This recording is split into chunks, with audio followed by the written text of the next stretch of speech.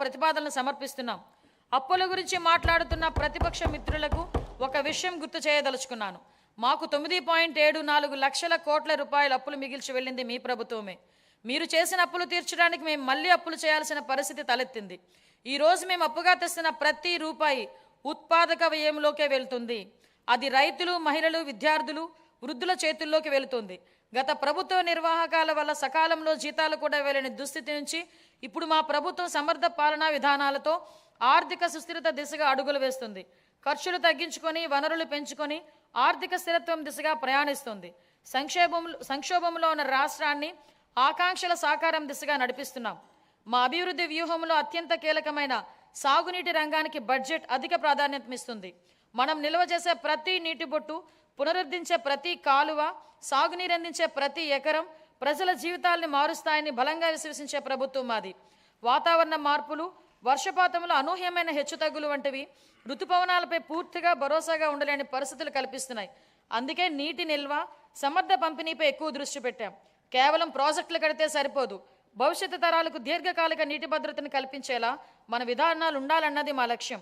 గత ప్రభుత్వం ప్రజల నిజమైన అవసరాలను అర్థం చేసుకోలేదు. బిల్లులు చెల్లించకపోవటం, అధ్వాన నిర్వహణ వల్ల సాగునీటి ప్రాజెక్టులు ఎక్కడొక్కడే నిలిచిపోయాయి. రాయలసీమ, ఉత్తరాంధ్ర ప్రాంతాలు సాగునీటి ప్రాజెక్టుల కోసం ఆశగా ఎదురు చూస్తూనే ఉన్నాయి. గత ప్రభుత్వం ప్రాజెక్టుల రొటీన్ నిర్వహణ, డ్యాంల భద్రతను కూడా గాలికి వదిలేసింది. అన్నమయ్య డ్యాం కొట్టుకుపోవడం వల్ల జరిగిన విధ్వంసాన్ని, ప్రాణ నష్టాన్ని ఎలా మర్చిపోగలం? గత ప్రభుత్వ నిర్లక్ష్యం వల్లే పోలవరం డ్యాం డయాఫ్రమ్ వాల్ కొట్టుకుపోయింది. జలవనరులు కరువు రహిత రాష్ట్రంగా ఆంధ్రప్రదేశ్. ప్రతి నీటి చుక్క నిల్వ చేయుట, ప్రతి కాలువ పునరుద్ధరించుట, ప్రతి ఎకరా స్థిరీకరించుట ద్వారా ప్రజల జీవితాల్లో సమూల మార్పులు తీసుకురావచ్చని గుర్తించి ప్రస్తుత బడ్జెట్లో నీటిపారుదలను ఆర్థిక వృద్ధి కొరకు ఒక వ్యూహంగా గుర్తించడమైనది.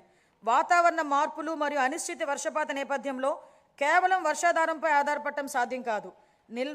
నిల్వ సామర్థ్యం పెంపొందించడం మరియు సమర్థవంతమైన పంపిణీ వ్యవస్థలను బలోపేతం చేయడం ద్వారా స్థిరత్వాన్ని సాధించాల్సిన అవసరం ఉంది. మా సాగునీటి విధానం కేవలం ప్రాజెక్టుల నిర్మాణానికే పరిమితం కాదు. ఇది భవిష్యత్ తరాలకు దీర్ఘకాలిక జలభద్రతను కలిగించే దిశగా రూపుదిద్దుకుంది. దురదృష్టవశాత్తు గత ప్రభుత్వం రైతుల నిజమైన అవసరాలను సరిగా గ్రహించలేదు. కాంట్రాక్టర్ల బిల్లులు కూడా నిర్వహణ మరియు పనుల నిర్లక్ష్యం చేయటం వల్ల అనేక సాగునీటి ప్రాజెక్టులు నిలిచిపోయాయి. ఫలితంగా రాయలసీమ మరియు ఉత్తరాంధ్ర జిల్లాల రైతులు స్థిరీకరించిన ఆయకట్టుకు దూరమైపోయారు. సాధారణ నిర్వహణ, ఆస్తుల సంరక్షణ, ఆనకట్టల భద్రత వంటి అంశాలు కూడా పక్కన పెట్టబడ్డాయి. అన్నమయ్య ఆనకట్ట విరగటం మరియు పోలవరం ప్రాజెక్టు డయాఫ్రమ్ గోడకు జరిగిన నష్టం కారణంగా జరిగిన కల్లోలం మనం మరువలేనిది. అది గత ప్రభుత్వ నిర్లక్ష్యానికి స్పష్టమైన నిదర్శనాలు. సంకల్పం ఉన్న చోట సాధనకు మార్గం ఉంటుంది. 2 తెలుగు రాష్ట్రాల సాగునీటి వ్యవస్థలపై సమగ్ర అవగాహన కలిగిన గౌరవ ముఖ్యమంత్రి గారు మన రాష్ట్రానికి లభించడం మన అదృష్టం. పట్టిసీమ వంటి పథకాలను ఆయన సక్రమంగా ప్రణాళిక చేసి అమలు చేయడం ద్వారా రాష్ట్రంలో పలు ప్రాంతాలకు జలభద్రతను కల్పించారు. అదేవిధంగా హెచ్ఎన్ఎస్ఎస్ ప్రాజెక్టును కేవలం 100 రోజుల్లో ప్రారంభించి వేగంగా పూర్తి చేసి రైతులకు నీరు అందించేలా చేయటం ఆయన సంకల్ప బలం కీలక పాత్ర పోషించింది.